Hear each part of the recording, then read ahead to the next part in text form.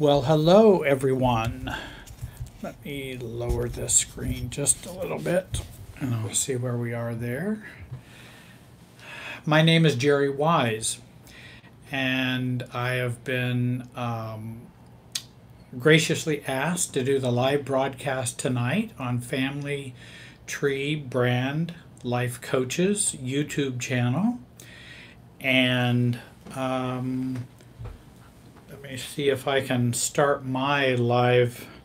Nope, that's not. Maybe you can do it.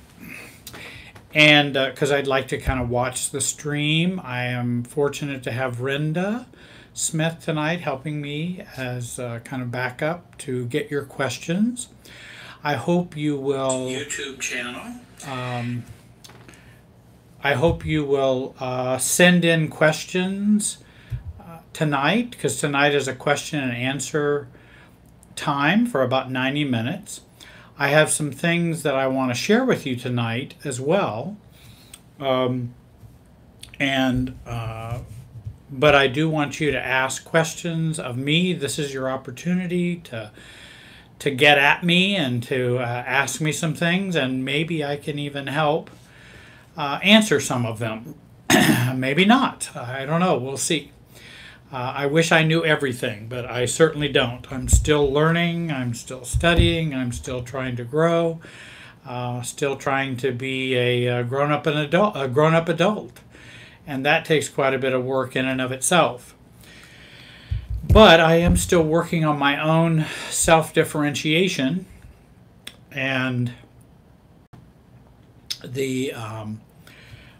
that's a work that's a lifelong work. People will sometimes write to me, sometimes enlist my services and say, now, can I do this work quickly? And like, say, for example, self-differentiation, which I think is a very important work for adult children.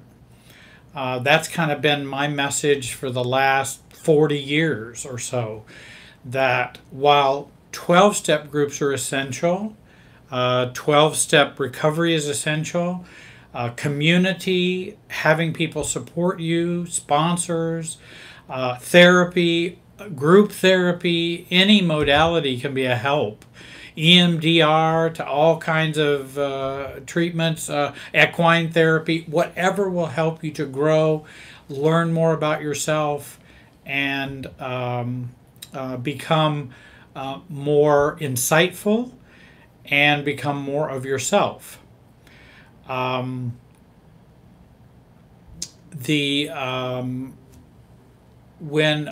what I have been sharing for so many years is the work of family systems recovery and healing, which is taking the, thank you, Renda, which is taking the perspective that we have, and I think perspective is very important. You can either see in a very stovepipe way your own life, and you're inside the stovepipe, and you don't see much connection elsewhere. Everything is just in you and about you, rather than widening out your perspective, and you see how all these other forces are at play that cause and create feelings, experiences, blindness, awareness for you. In terms of how does the rest of our emotional field that's connected to other people impact us? And that's a family systems way of thinking. And that's what I've been sharing for a long time. And I believe when I've shared my stages of recovery, which are like stage 1, coming out of denial. And that would be for addictions or ACOA. I just had a woman contact me today, and she said, I am 49 years old, I think, and she's actually a well-known person in a certain field. And she said, I never thought of myself as an ACOA, and I never knew that was even an issue. And she then discovered that was how she was struggling with her ACOA issues, and has been enlightened having heard that. And so she was coming out of her denial of ACOA, that my alcoholic father, mother, family affected me, versus no, it's never affected me. Maybe genetically I'm more likely to drink or something like that because my dad was an alcoholic, but it really didn't affect me, really. Well, yeah, it did. There were a lot of dynamics. Even if you had a kindly alcoholic or a passive alcoholic in your house, it doesn't have to be someone who terrorizes the house, though there are some addicts and alcoholics who have done that, as well as narcissists who've terrorized the house. We have parents, so there can be a lot of similarities between alcoholism or addiction and narcissism, because it creates, or someone who's bipolar, it creates a complete cluster F for everybody in a family of origin. And it just keeps everybody in an uproar all the time. And so now we have imprinted and embedded within the family this emotional field that is this uproar, that's drama, insecurity, shame, guilt, not knowing what's normal, not being able to communicate freely, no, don't talk, don't think, don't feel rules, and all the kinds of things, and a lot of mixed messages. I love you, stay away. The parents will say to and parentify their children, children, come take care of us, but you're bad. And see, those kind of mixed messages really mess up the heads of children who are raised in those families. And then we take those on into adulthood. Well, this woman had discovered she's ACOA, so she's come out of denial. That's kind of stage 1. Stage 2, she will then learn about ACOA issues, codependency, the ways in which those dynamics have affected her.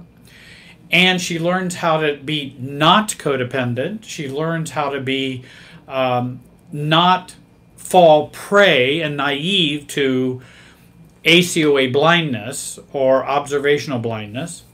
And then in stage 3, I call that the family system stage.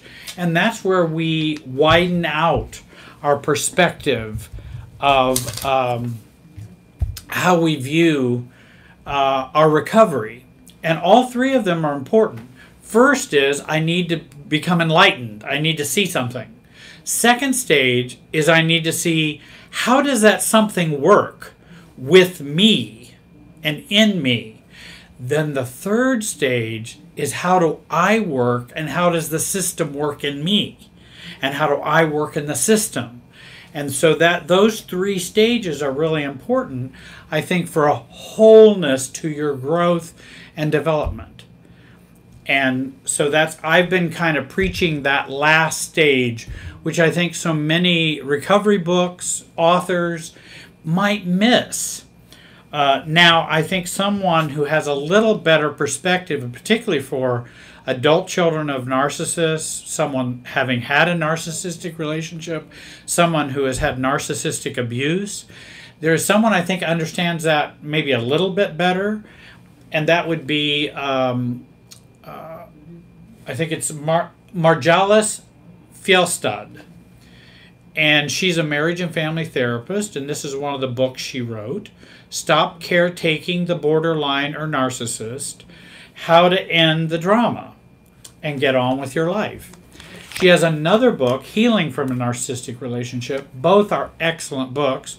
She's a marriage and family therapist, so she has a very systems way of thinking about things and then helps you with that dynamic and that recovery. So I would recommend both of her books to you. In fact, I brought hers tonight because I wanted to refer to it a little bit. But she's really good. And she also had a narcissistic relationship and has been healing from that relationship. So she has a lot of wisdom about that. And she also has the humility of having a systems understanding. And I think if you have a systems understanding, you will have more humility. You'll have more humility about yourself. You'll have more humility in how you function in a system and how that system impacts you and how you impact the system. And I think that's really important. And actually, in 12-step, humility is an important part of recovery. And when somebody comes to me and says, oh, I'm in recovery, and then they have no humility, I've kind of gone... I used to work inpatient alcohol and drug abuse treatment. And people would come and say, oh, yeah, well, I'm in recovery, but they don't have any humility. I'm going, are you sure you're in recovery? Are you sure? Because I thought humility was one of the things that was important about recovery. Now there is a question from Supercalifragilistic. Do you know that I can say that song backwards? I know it's not Supercalifragilisticexpialidocious. Maybe some of you remember that from Mary Poppins. And that's a song from the Mary Poppins movie. I don't know if it's in the new Mary Poppins movie. It might be. But Supercalifragilisticexpialidocious, I believe, is docious aliesbiisticfragicalliwhoopus. So I thought I would just share my silliness of knowing some silly things. That's very important information that you want to remember. I have lots of nonsensical and ridiculous information in my head. She asked, or he asked, can you talk about projection versus discernment? Well, those are different. And in fact, they're different perspectives. I mean, it would be like somebody saying, what's the difference between codependency and enmeshment? And I would say it depends on what theory you're coming from. Often if you say codependency, you're coming from often a chemical dependency or addictions model, because that's where codependency came from. It is a systems word used coming from the chemical dependency model. The addict and the co-addict, the dependent and the codependent. And that's why the alcoholic and the codependent spouse, for example. Now if you say, when you say projection, I think it's projection, that would be a psychological means to take part of me and project it on someone else. Because it's not a part I want to accept or like.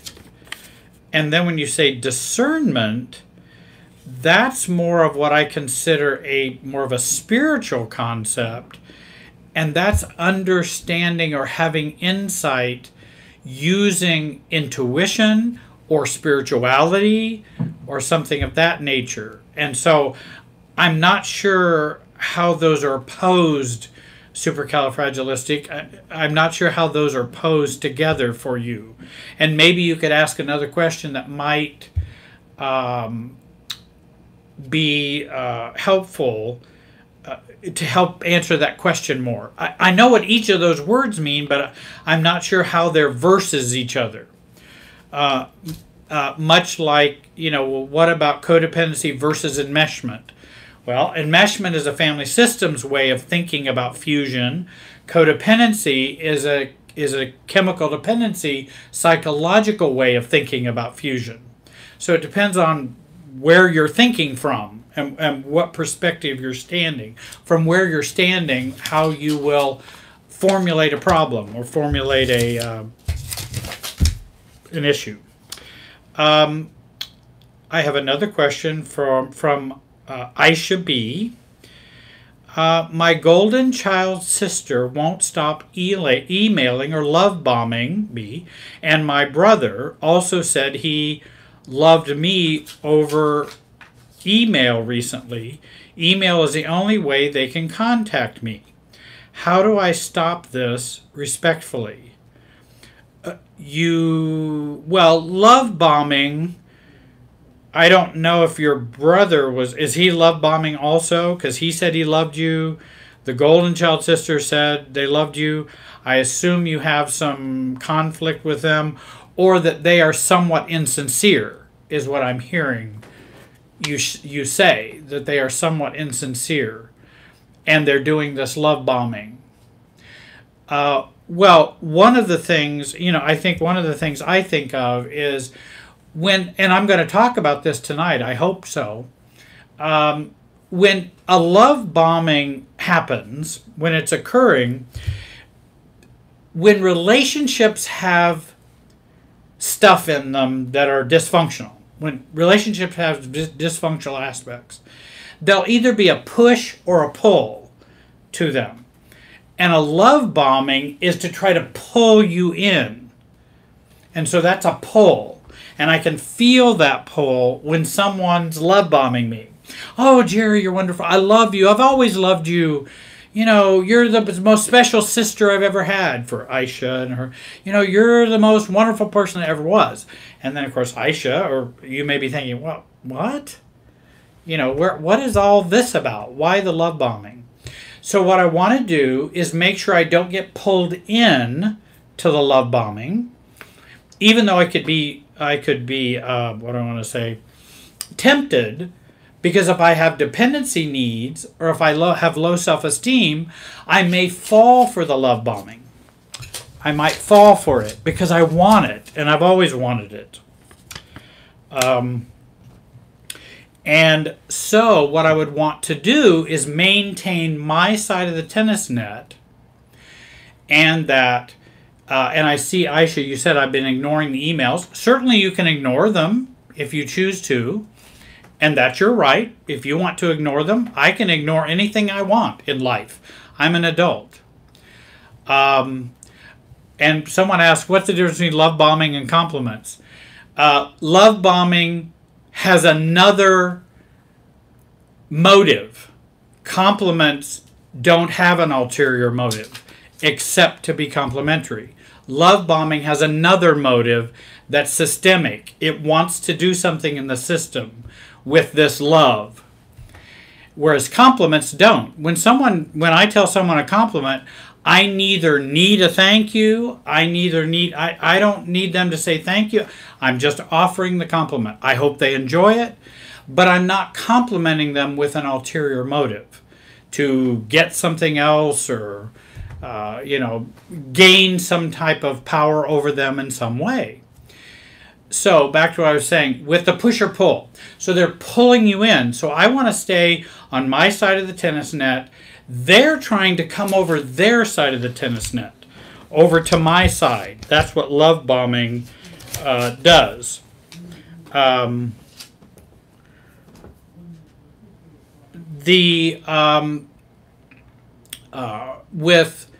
love bombing occurs, the person is coming over the net, and I want to keep them on their side of the net. And I could respond with, well, that's very kind of you, but I'm not sure why you're sharing that. Because I don't know. I don't know why you're saying, I love you, you're wonderful, I don't know. Why are you sharing that? Or you can just say, thank you, and let it go, let it fall off. And if it becomes onerous, or if it becomes, you could say, I'm not really looking for that affection right now. I'm not really looking for those compliments and those statements of affection. So I just want to let you know that. I'm not looking for those.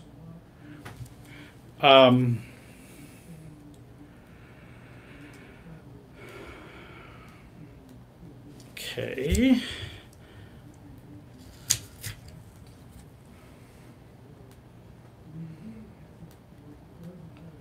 Oh, I see. Supercalifragilistic. I see. She says, some believe everything is a projection.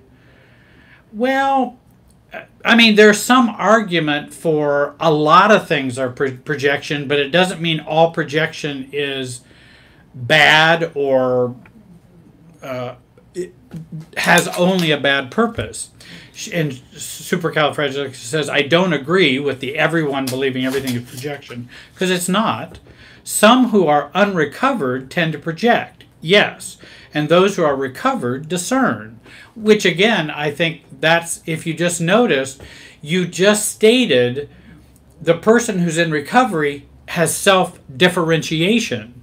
The person who's not in recovery is enmeshed, and they will project, because projection goes on within enmeshment. Healing and recovery goes on in which I don't need to project outward to you. I'm not enmeshed with you, and I don't need to project onto you. So you're right in that regard. Let's see. How do we deal, this is Soren. Hi, Soren.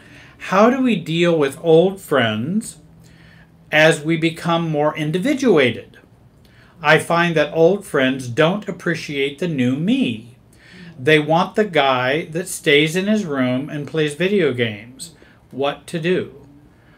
Well, in a dysfunctional, enmeshed, or somewhat not mature emotional system, self-differentiation will not be welcomed.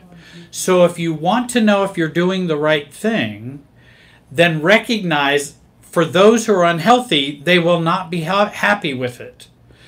So that's a clue you're doing the right thing.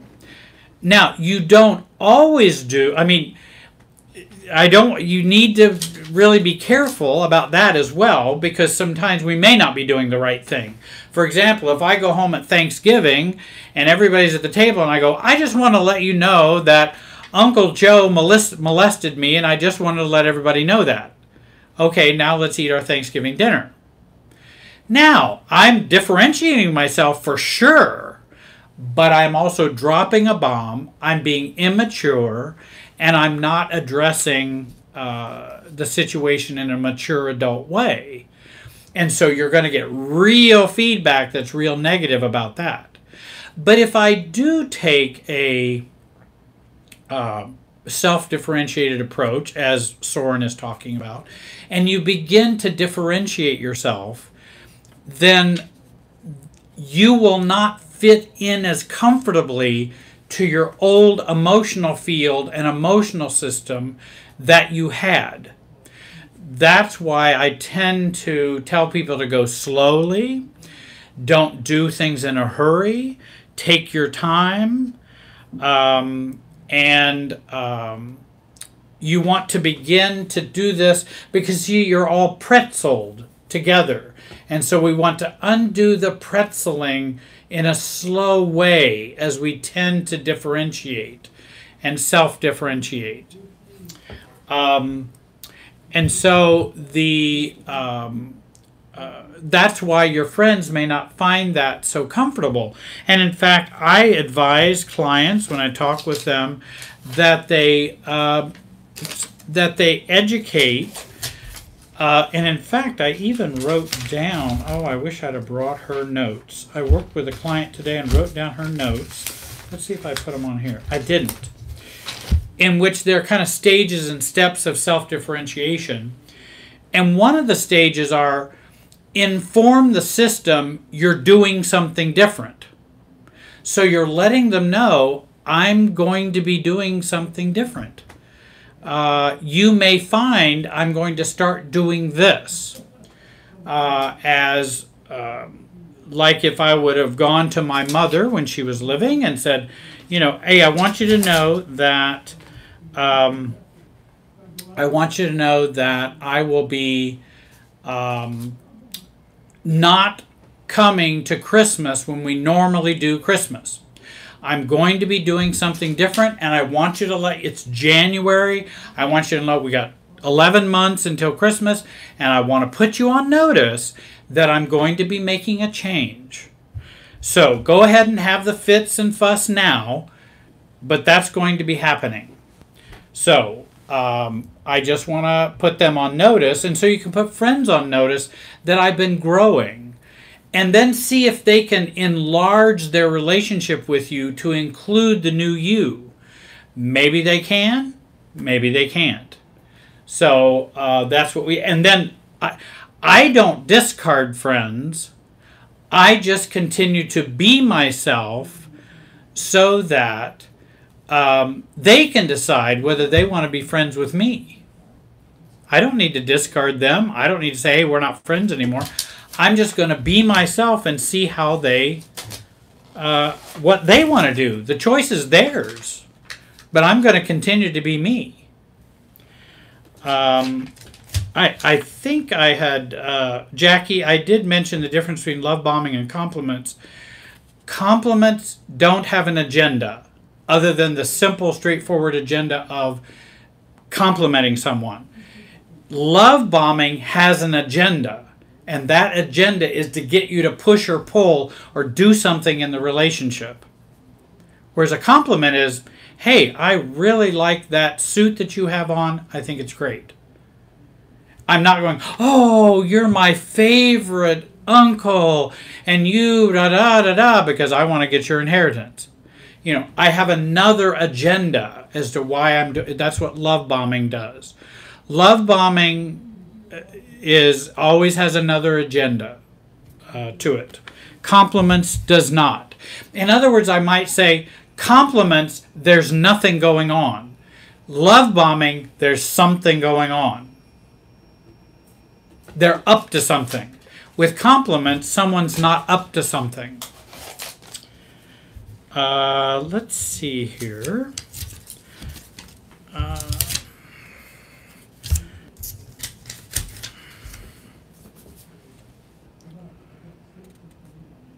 Well, that's a hard question, but probably a good one to discuss. Jackie writes a question. Let me take a little drink of this beer. Diet root beer, sorry. Not real beer. Diet. And I know everybody's going to freak because I'm having a pop. I don't have pops that often, but I do occasionally treat myself to a diet A&W. How do you know when it's time to let go? I seem to have difficulty leaving situations and people that are toxic to my emotional health. Well, one of the things I would do is to identify why I stay. Why do I? If it is a toxic situation, and first of all, many of us fear abandonment, and in fact, there's a new conference coming up that's on abandonment and rejection, and I'm going to be a part of that conference in March. I think it's Avea or something, isn't that the name of it? Right. And they're going to be doing a workshop, and I've already done my portion of it about reducing self-abandonment, and that's a part of the conference. AVAIYA, I think, something like that. And we can have abandonment issues, so it's better to stay together. It's better to stay connected with toxicity than to stay connected with nothing, and because we don't like the abandonment. However, if the situation is toxic and it is emotionally unhealthy, then what we want to do is find out, why are we staying? And one good way to find out why you're staying is to ask, if I go, what are the downsides? What do I fear? What are the parade of horribles? What awful will happen if I leave this toxic situation? Because those are the things to work on. Not, yeah, if I go, I'll be happier and things will be better, so I need to keep telling myself it's going to be better, so I should leave. No, work on the downsides if you do leave. Work on those things, and then you will become more ready to leave. I hope that's a help, Jackie. And when you say, how do I know when it's time to let go? Well, that's a part of becoming self-aware. And many times our brain will tell us it's time to go before our heart will, because we're stuck down here. And we may have some stuckness in the past that we might want to undo. For example, if we're stuck in a triangle with our parents, even if our parents have passed away, or if our parents are still living, and we're stuck in a triangle between mom and dad, many times we'll get stuck in a relationship that we can't undo. And so it can be helpful to go look at some of those triangles and get out of those. And then there's a more easy organic resolution of the being the stuck and in the toxic world. Because if we're stuck in a toxic relationship now, my hunch is we're still stuck in a toxic relationship from the past. That would be my hunch.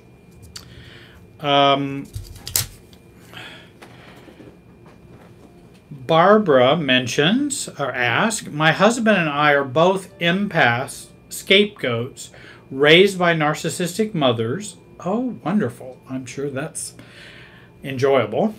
I'm sorry to hear that. We have an 18-year-old, 100% narcissistic daughter. How do we survive? She's in college and lives at home. That can be quite miserable. I have a number of clients who have reached out and called me who are parents who have narcissistic children. And the task is, how can we begin to detach from a narcissistic child? Because we do need to detach. But that's not always easy because we've become enmeshed with them because of the trauma, because of the guilt, because of the shame, because of the things that we have experienced with that child. We might also feel responsible, guilty, and a narcissist will play on our empathic and empathic bent. They will play on that. So what I try to help and teach parents is to resist their empathic feelings and to feel less, not feel more. Don't feel more for your daughter, feel less, so that you can gain more sense of stability and centeredness when you have children who are narcissistic. So we want to break that enmeshment. But that is a real challenge, and I would advise you to get some help with that, because that can really be difficult. And if you were raised by a narcissistic parent, then you've kind of got the observational blindness that comes along with being an ACON, adult child of a narcissist, plus you have all of the empathic problems that go along, in which too much empathy, and now we're really stuck. The good news is you can maneuver yourself out of that, and you can recover yourself out of that and help your daughter to grow up and to become an adult, whatever that means. That she's 18, she's 18. You know you don't have to have a relationship with a daughter who's 18. It is not required. There is no law that says you have to. Now, I understand she's your daughter, and I understand you care about her and would like to have a better relationship, but she's got to want to have that too. And so when you hit 18, it's kind of like, hey, all bets are off now. We're not your parent, we're your brother, sister, adult now. You're an adult and we're adults. Do you want to play by the rules of adulthood? Which means you don't abuse us. If you abuse us, you need to go find somebody else to abuse. And that's, I'm sorry, we'd like to have a better relationship with you. We've tried. It doesn't mean we don't want to support you, but abuse is not a part of an adult relationship, and you're now an adult. So, choose wisely, you might ask your daughter. Choose very wisely. Mark Smith is gracious to have joined us tonight to help me be a wingman for our discussion tonight. May cause emotional disorders. Please discuss how having a narcissist. Oh yeah, well that's a good question. Susan asks a question. Please discuss how having a narcissistic mother may cause emotional. Let me get all my notes over here. May cause emotional detachment disorders, and certainly that can happen when you have the toxic dynamic of someone who shame sheds or sheds shame on a child. In other words, a child cannot be themselves.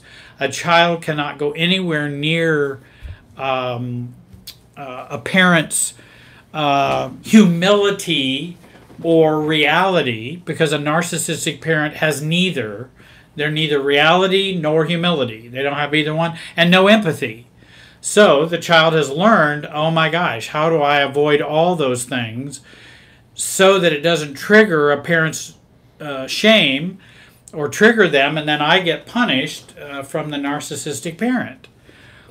And so then we will take that into our adult relationships, and we will end up be dancing around a relationship that we may not have to dance. And then that has an attachment disorder to it. That, again, when we do that dance, we're dancing in this relationship when it may not call for that. Or we find ourselves in a relationship with a narcissist in which we're doing the dance again that we did growing up with our parent. So we want to heal ourselves and gain and find ourselves so that we can attach in a healthy way. But it will cause lots of confusion when it comes to when we've grown up in a narcissistic home and then we're trying to have normal, healthy relationships. And oftentimes, trauma creates enmeshment. Narcissism creates enmeshment. And then that enmeshment equals undifferentiated closeness in relationships that causes no end to problems. If I hope I made sense of that long statement, but we have undifferentiated closeness. Differentiated closeness is where we are self-differentiated. I am myself and I can be close. Non-differentiated or undifferentiated closeness is I'm not myself and I'm over close. And that causes many, many problems and difficulties in a relationship. And will cause us to do all kinds of things, have attachment disorders, have all kinds of stuff. Jackie asked, do you think some people are more needy because of a lost childhood? Oh, certainly. That's how we have dependency needs. We didn't get dependency needs as a child, met, and then we carry them on into adulthood, and then we spend the rest of our time looking for someone to project them on and to try to get them from them. And that's where I did the video, if you're looking for love, stop it. And that was the name of the video, because I was talking about don't take your dependency needs for love and then go try to find a relationship with them. It will only end in heartache and problems. So we want to, certainly if we have a lost childhood, we're going to come out more needy. So we really need to work on the self and loving ourselves, being there for ourselves. When we are needy, we respond to ourselves. We're not overly harsh on ourselves. We accept ourselves. We're loving ourselves. You know, that's a full-time job. A lot of people think, oh, well, I do that. Oh, I'll bet. That's a full-time job to love yourself. That's a lot, especially if you grew up in a narcissistic home. That is a full-time job as an adult, to love yourself and care about yourself. And that's not selfishness. That is self-love. Let's see. And I did that one.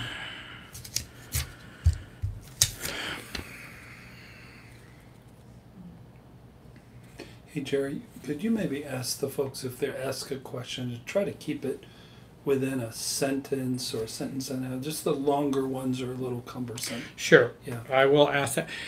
Yes, it's easier for us and describe if we can, if you could ask a question that's a sentence or two and not a paragraph, because then that becomes a little harder to convey that over to me, and it ends up being a lot. I know you'd like to give a lot of details to things.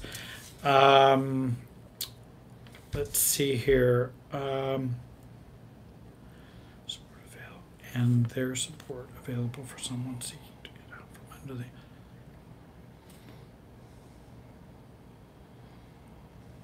Oh, when a narcissist is controlling a spouse, I believe, is there support available for someone seeking to get out from under the unhealthy control, and where does one look? That's from Magnolia Joe. And I think that's a good question. I hope that in the coming days there will be more and more support for those who are experiencing narcissistic abuse from spouses and who are controlling. You can look for that support in victim abuse shelters. You can look for that support in, let's say, a marriage and family therapist. You can look for that support in ACA or ACOA meetings or CODA meetings, because many of the people or Al-Anon meetings, because many of the people who go to those groups have experienced controlling spouses, controlling family members, either by addiction or psychiatric problems or personality disorders, and maybe all of those all together. And these are folks that have come there who have been, who have struggled with that. And I would look in those directions. There's an awful lot of information online too. So I would look online. I would also read Margellis's, Fjellstad's books, both of her books, if you're looking for assistance or help, because I think she really helps with that. She even does, I think in this book, it's either this one or Healing from I think maybe this one that I just showed you, that she really helps you decide, should I stay or should I go? And she tries to give you information about what it means to stay and what it means to go. And I think she's really balanced in that and tries to help you come to your decision about doing that and how to do that. So I would recommend those books. And Aisha asks, what are some practical things I can do, leftover feelings of shame, as if there's something inherently wrong with me, or sadness, or just plain annoyance after contact with the family?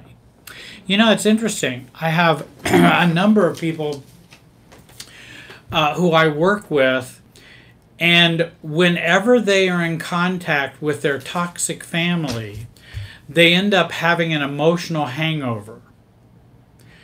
And there will be leftover feelings from being in contact with the family. And in fact, it's even caused marital problems. It's caused relationship problems. Because when they come home, they've had that interaction with a very unhealthy family.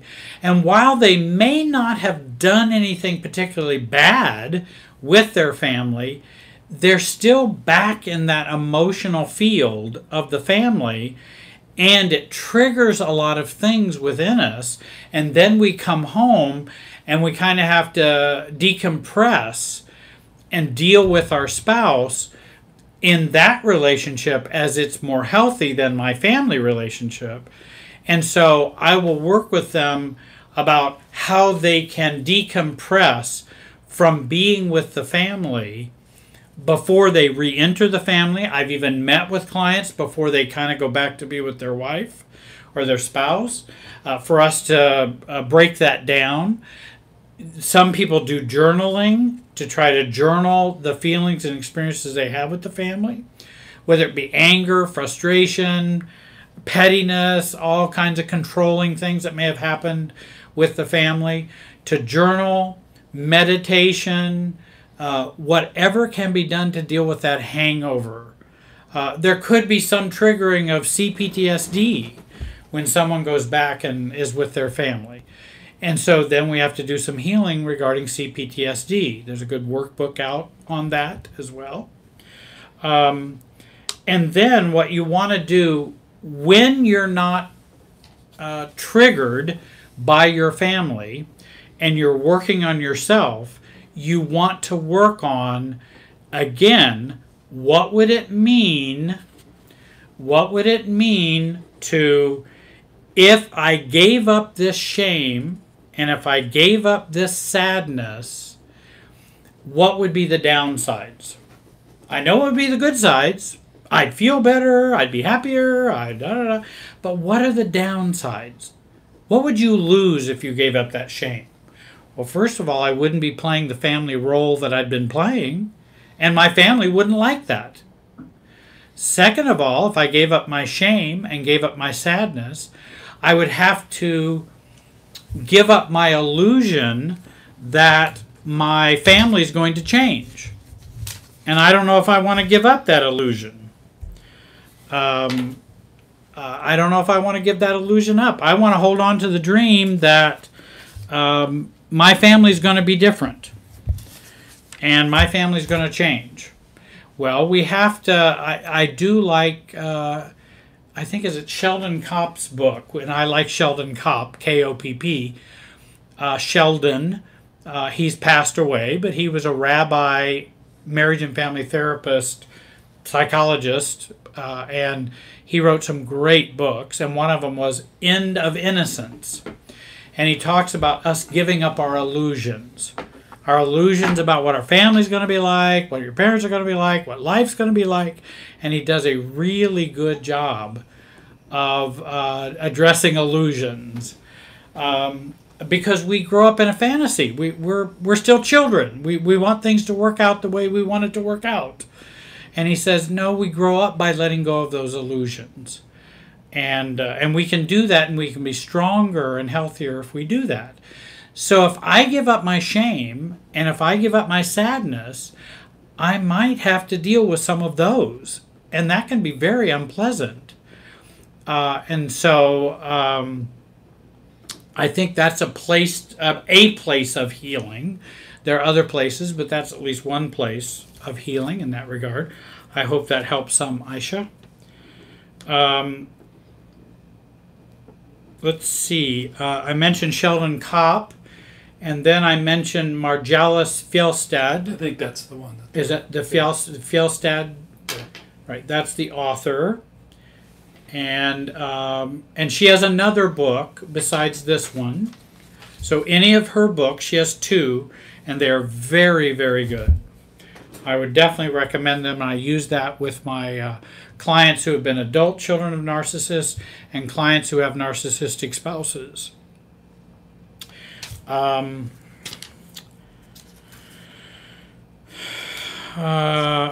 Do my panic attacks have anything to do with my narcissistic mother? Well, I'd be surprised if you didn't have panic attacks. And I'm not trying to be funny. I'm sure they're very serious. It's hard to know for sure because we can have two problems. We can be an adult child of a narcissist, and we can have an anxiety disorder. Or we can have panic attacks from all of the crap that we went through when we grew up with a narcissistic mother. So it can be either or, and you want to get that evaluated. But certainly narcissistic parents will intensify and increase the anxiety a child will experience because of the uncertainty and the the word of, and the conditional nature of love and acceptance. It's only conditional, and every day is different. You don't know what you're going to get if you have a narcissistic parent. What's good? Is mom today the same mom tomorrow? And it's kind of nice if we have a good enough or 51% consistent parent. But if you have a narcissistic parent, they're not 51% consistent. They're 90% unknowable what they're going to do. And so we're never sure what. And so we will gain, so our anxiety will go up and up and up. And that can turn into disorders, and we can have disorders that have anxiety. But it's certainly we're going to have systemic anxiety, that chronic anxiety that Murray Bowen talks about in Bowen Family Systems Theory, that chronic anxiety that we have. And then if you add these real technicolor kinds of parents that are problems, bipolar, psychiatric, personality disordered, addicted, alcoholic, then we just push that anxiety clear to the ceiling. And it really pushes it very high. So I can certainly understand someone having lots of anxiety about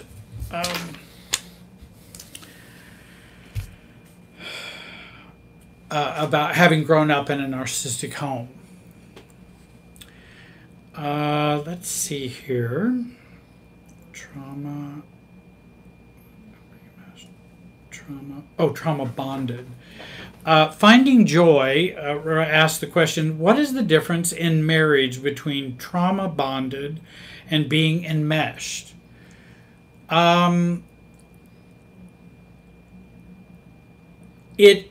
Trauma bonding would be the psychological bonding as a result of external circumstances that would include trauma. Enmeshment is how the emotional field works in which I am a part of that emotional field. I know, and again, it's a little tough because you're talking about two different fields of study, and we're combining them together. And one is a family systems way of looking at things, and one is a trauma way of looking at things. Now, maybe there's not a lot of difference between those. Certainly there would be enmeshment, because that's what trauma bonding, if you're bonded, then you're enmeshed. And that would be true. But not everybody who's enmeshed is it always because of trauma. So I would say trauma bonding would be enmeshment that grows out of trauma. And it comes as a result of trauma. Maybe that would be a better way of saying it. You guys ask really hard questions. This is a smart group, but you're stretching me to my poor level of knowledge. You're making me think. Let's see here. How do we come up with any spend a lifetime trying to figure it out? Is that super? Califragia or super nin. Super nin has a question. I think it's a good one. Super nin writes, how do we become more authentic? I've spent a lifetime being in tune with everyone else so that I can get along in my family system. How do I figure out who I am?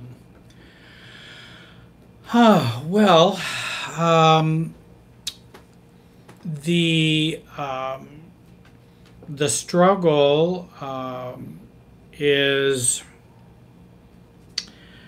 let's see here. The struggle has been, for most of us, how do we be authentic? And that has been, we have not known ourselves, and we've not been authentic for most of our lives, for most of us. And so, how do I figure out who I am? And we have spent a lifetime, for many of us who have been codependent or enmeshed, we've spent all of that time trying to get along, trying to overfunction, trying to be okay. I think with that process of trying to be okay for so long and to make other people happy, the focus has always been on other people. That's where the focus has been. And I believe that the turnaround point is when we start looking at ourselves and going, okay, if nobody else mattered, and if I didn't care what anybody else thought, what would I think? What would I do? How would I feel? If I fantasized that and didn't care, what would I choose? And I think many times when I try to make a decision about what I want or what I need, I will start with, if nobody else mattered, what would I choose? And what would I want? If you have a struggle with that, then you probably could use a guide in doing that. The other thing I might recommend is a book, Growing Yourself Up by Jenny Brown. Growing Yourself Up by Jenny Brown is a book to begin to take a look at. How do I begin to grow up and be me? Because actually with Super Nin, I know exactly how that felt for many years. I was always in tune with everybody else. So the goal then is to start to be in tune with you rather than being in tune with everybody else. Turn your radar back around this way rather than holding it out that way. Turn it this way. And I have even encouraged codependents and those who are more enmeshed, I've encouraged them to,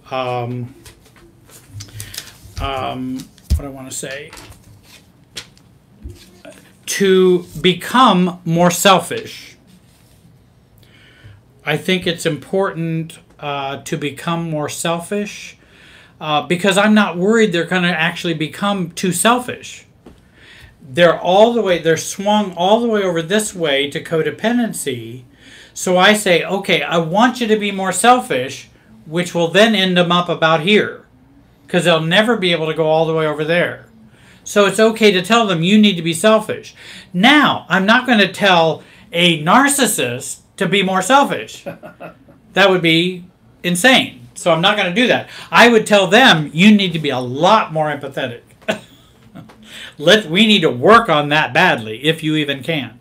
So we take it from let's try to shoot for more selfish. You'll probably be more adult and more stable if you do that. Let's see. Soren writes, if people don't accept the new me and things are tense when my old friends and I hang out, have I outgrown the old system? Very possibly. And, you can also communicate. And you can say, hey, Bill, it seems like there's a lot of tension in our relationship. Do you think there is? He goes, yeah, since you've changed, it's really been tense.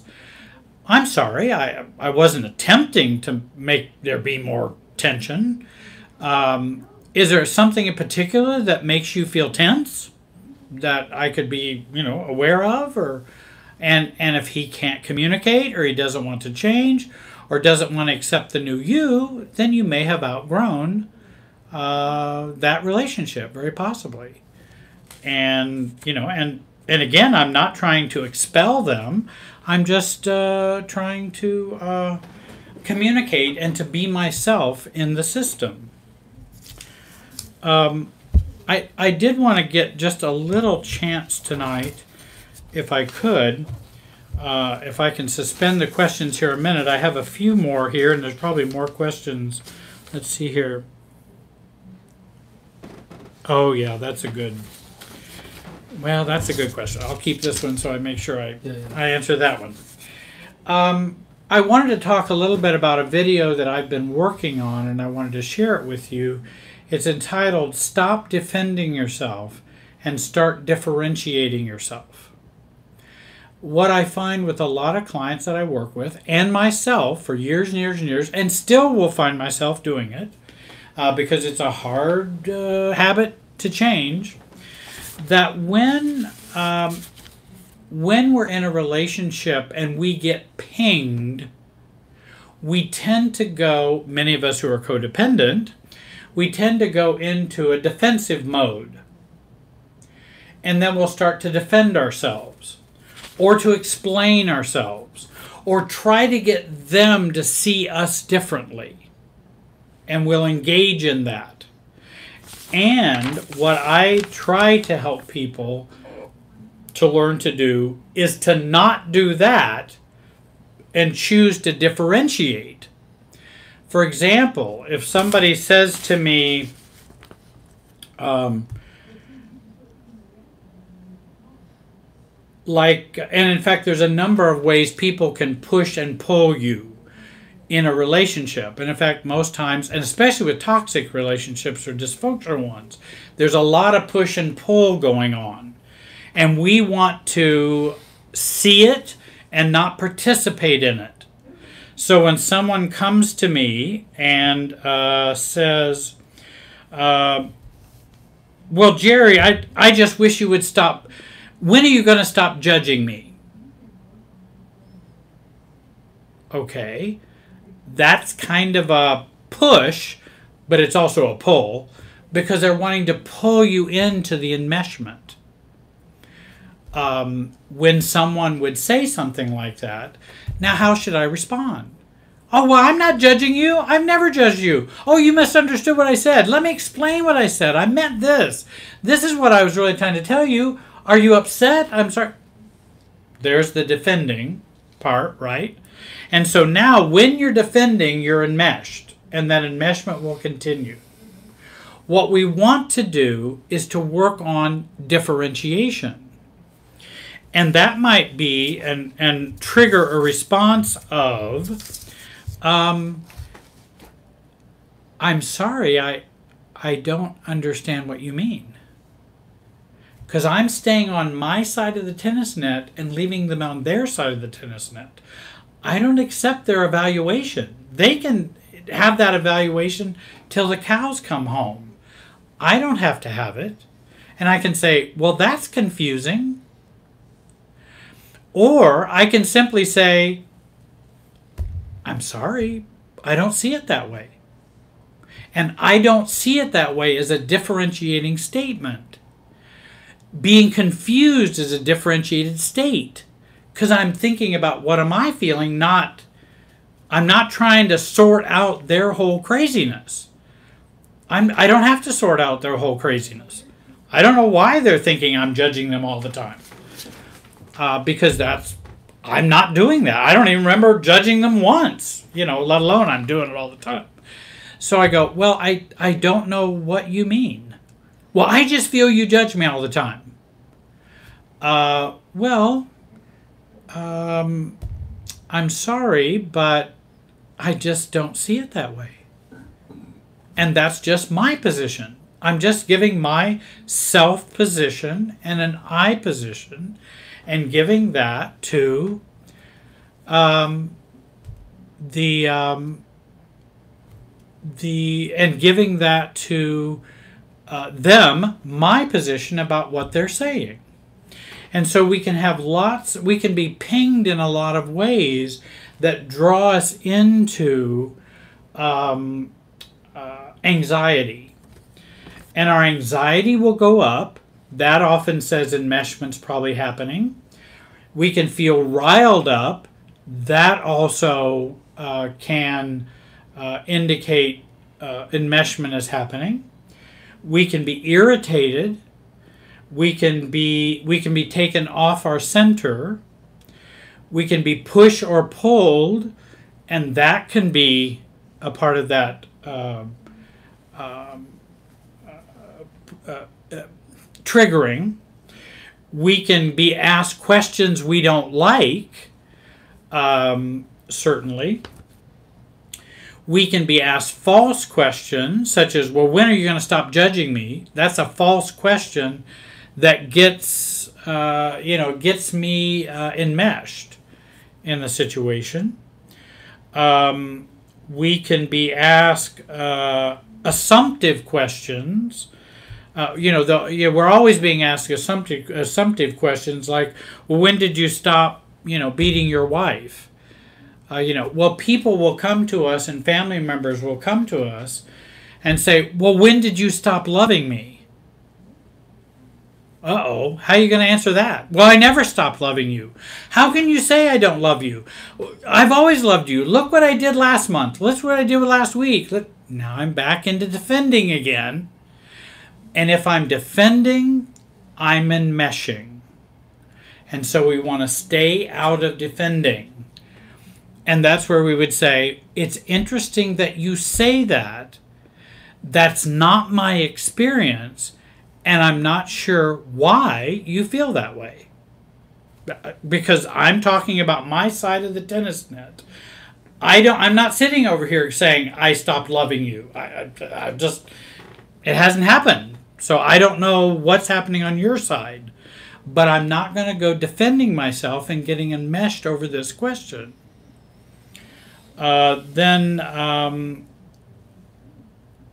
And we'll also be asked assumptive questions also.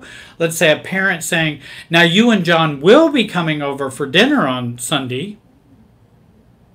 Now you're in a spot because you didn't really want to go. Now what are you going to do? It's an assumptive question. I'm going to assume this and then put you in a difficult position. I'm not going to enmesh.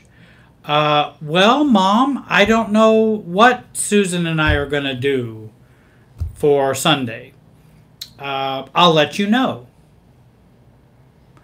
And I can get back with you on that. Right now, I don't have any plans of coming to Sunday dinner. I don't have any plans for that. Because I don't like when someone comes up and is assumptive with me. You have a right to you have a right to not answer any question you don't want to answer. You have a right. And say, somebody comes to me and say, hey Jerry, how much money do you make a year? And I would say, well, that's an interesting question. What would prompt you to ask that? Does it upset you how much money I make? Or does it upset you how little money I make? What? I don't know what would prompt you to ask that question. And so I want to say self-differentiated. I want to stay on my side of the tennis net and leave you on your side. As a codependent, I would overfunction and always run to the other side of the tennis net. And I'd be all up in their game, and they'd be all up in mine. As a self-differentiated person, I want to stay on my side. I want them to stay on their side. And they can talk from their perspective. And they can let me know how they feel or not. Or they can have crazy beliefs about me if they want to. Oh, well, I just know you don't love me. I know you stopped loving me a year ago. Okay. I'm sorry to... I'm sorry that you feel that way. I don't know how to... it is difficult for me to commiserate with you. It's even difficult for me to empathize with you when you're telling me something that doesn't exist inside of me. Such as, I don't love you anymore. It's just difficult for me to... What am I going to say? And so I want to stay clear that I don't know how to... I'm sorry, I don't know how to respond. I really don't. I'll tell people I don't know how to respond. And that it's okay for us not to know. And so many times, and I have a client that I was working with today. Oh, yes, I did have a client that I was working with today, and he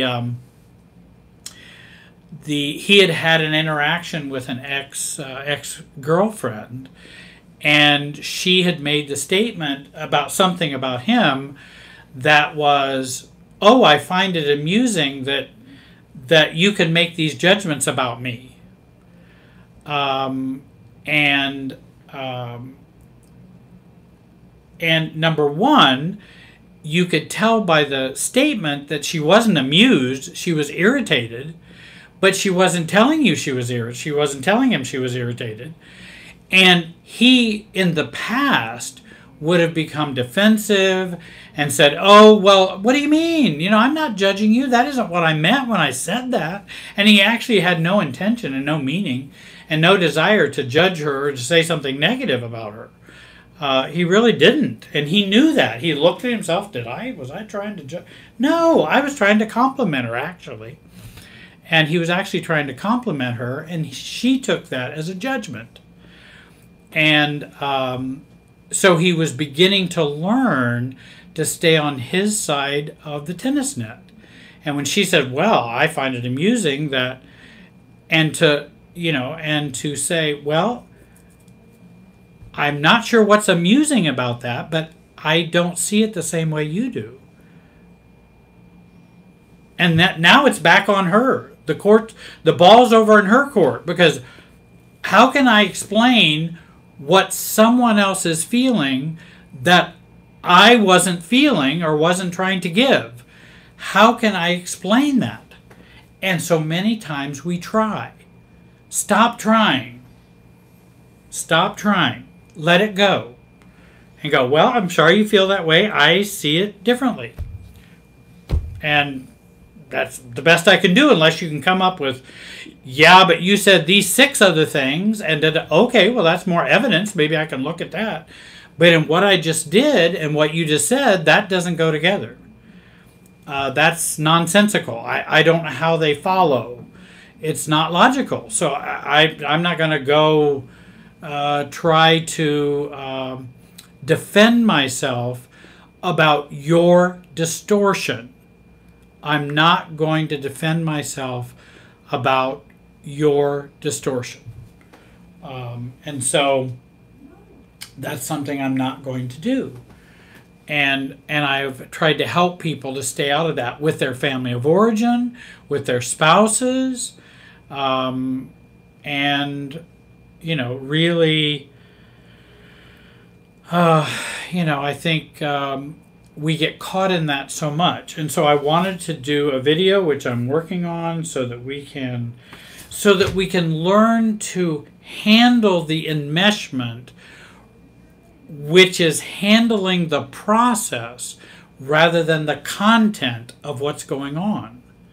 So when someone's bullying me, such as a parent saying, oh, well, we will be seeing you on Sunday for dinner, won't we, Jerry? Which is a bullying question.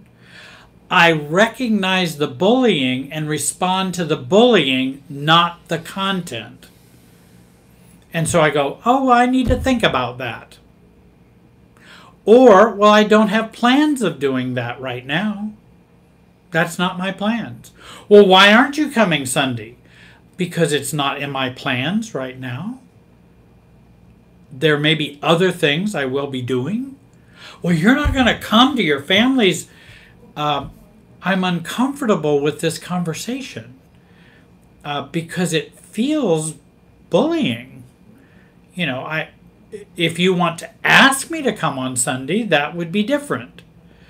But, now if somebody has no regard for you, if they're a narcissist, then this conversation is not going to be as helpful, because they're not going to respond to you in a healthy way. If someone has some conscience, and if someone can be worked with, or if they're lower down in the continuum of narcissistic traits, then you might be able to maintain a this feels rather pressuring. I feel this pressure, Mom, and I don't really like it. And I'm not sure whether I'm going to be there on Sunday or not. Right now, I'm not planning on it. Now, if you want to take that as a personal slight, you can, but that's not what I'm communicating. So I don't know what to tell you. It's not how I feel. I'm not trying to give you a personal slight.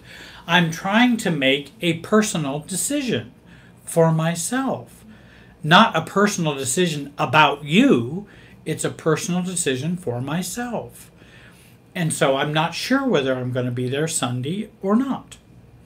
And so that's, kind of where I would stand on this type of stop defending yourself and start differentiating yourself. I hope to get that video up here soon. I've been working on it and working on some ideas about teaching about enmeshment more so we can identify when it's happening. Because when it's happening, then we can go, whoops, wait a minute. I need to make sure I don't defend myself. I need to make sure I don't stay engaged to the enmeshment. And I need to stay on my side of the tennis net and respond from there. And not try to change them or get them to change their way of thinking. If they want to change their way of thinking, they can. If they don't, then they won't. I need to get me a little drink here.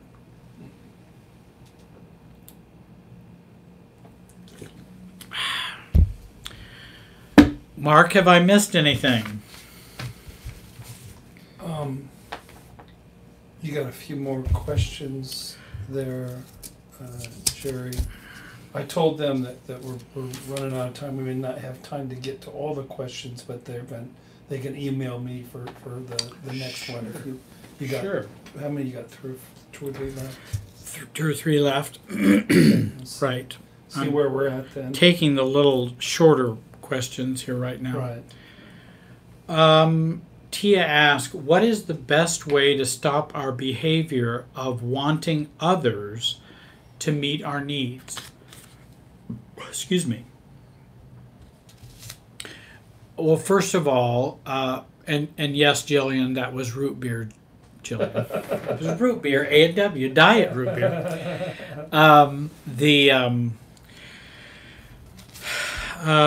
First of all, it's recognizing what our needs. Well, the first thing is recognizing our needs. I feel this yearning or I feel these needs.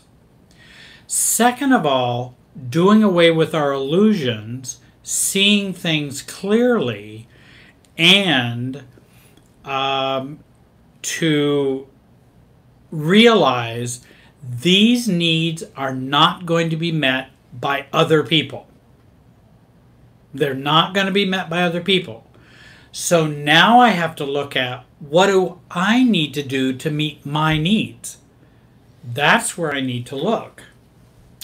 And it looks like the battery is just about to run out on this iPad. This one? Yeah. Okay. Now I don't know if we can still have enough. How many minutes or how many? We have 10 minutes to go. Or how much? It just said, 10% maybe? Yeah, we're good. Okay, Yeah. we should be good. Okay. So we identify what needs are. We recognize it's not going to get met by other people. And we recognize it's not going to be, others are not going to meet our needs. And then we start having to look at ourselves and go, okay, I need to, what am I, like for example, companionship needs. Well, I got a divorce, I don't have anybody, I'm not dating anybody, I'm just alone, and I'm just going to be miserable. Well, why are you going to do that? So you have deep companionship needs. Nothing wrong with companionship. Companionship's wonderful. I'm not against that. It's great. But can you be a companion to you? Do you know how to do that? Well, nobody loves me. I don't know why nobody loves me. I'm trying to find some people who love me. Do you love you? Because probably you are trying to find love from other people, and that will never fill you up. Love for yourself will fill you up. Love from others doesn't fill you up. Now, a supportive community can be a help, but it's to a supportive community that will encourage me to love me. I don't feel very self-accepting. And I just don't feel like people accept me or accept who I am. Well, how many people are you going to try and convince that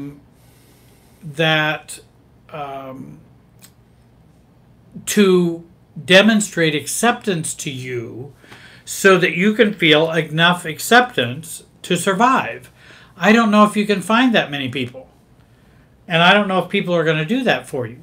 Self-acceptance comes from the self, just as self-esteem comes from the self. And self-differentiation is about differentiating the self. And so it's a focus on us. That will help us connect more to others in a differentiated closeness, because we want to love ourselves first. And so the way that we stop waiting on others to meet our needs is we begin to meet our needs. And if you say, well, that's hard to do, it is.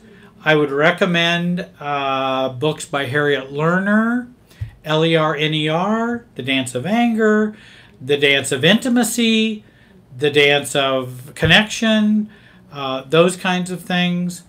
And I would recommend Inner Child Work, books by Charles Whitfield, John Bradshaw, and Homecoming or Inner Child Work, Healing the Inner Child. Is it Coming Home? I think it might be Coming Home rather than Homecoming. Coming Home. And we work on ourselves rather than trying to get those needs met from others. Because then we're looking for love, we're looking for needs in all the wrong places, which I did for years, and I didn't get those needs met. I know somebody had mentioned the workbook on C-PTSD. It's called the C-PTSD workbook. I'm trying to think who the author is, and I can't think. But it has C-PTSD. You're not talking about Pete Walker, are you? Is that it? He has a book on complex PTSD. I think he has a workshop. But it's he has two. He has the book and the workbook. Okay, well, I'm not sure. I think she just has, this person just has the workbook. Okay. So at least put in Amazon C-PTSD and workbook. Put that in Amazon and you'll find the workbooks on C-PTSD. Tia asked a question. How do empath parents have a narc kid or narcissistic kid? Well, that's... I mean, now you're asking about nature, nurture, and all that and people far smarter than me haven't figured that all out yet. How we create and how narcissism is created, or what's the etiology of it, and what's those type of things. And I think you can have good parents who have a narcissistic child.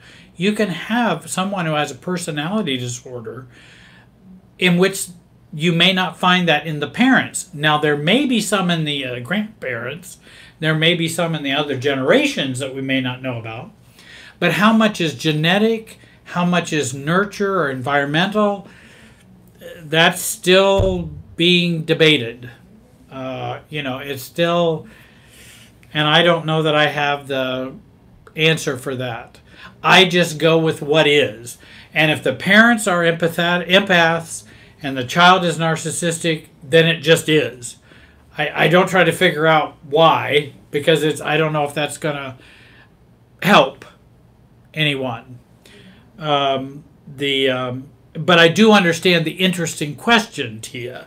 It is an interesting question. I've tried to read some, what are the studies for, and there's many voices on that, and I don't know, can a normal set of parents have an abnormal child? Well, I think it's possible, and it does happen, whatever normal is. But I mean, a non-narcissistic parents, can they have a narcissistic child? And I have worked with couples who have narcissistic children, and the parents were not abusive, are not narcissistic. They could be enmeshed. There could be a lot of enmeshment. But, I mean, they can go back to when the child was very, very young and saw some traits and things that were really problematic growing up. And I mentioned the workbook. And I don't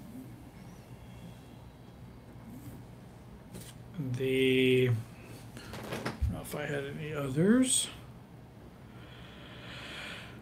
I'm trying to think if I had.